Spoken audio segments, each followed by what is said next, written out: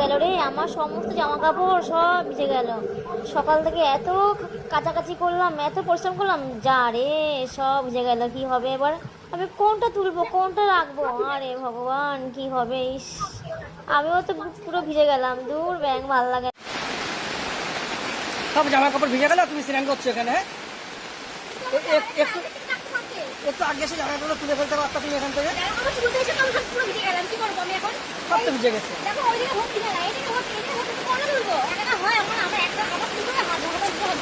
সব ভিজে গেছে একদম। ওই টিনের থেকে জল পড়ছে, ওই জায়গায় মাথা দাও, যাও ধুয়ে যাবে, টিনের থেকে জল পড়ছে।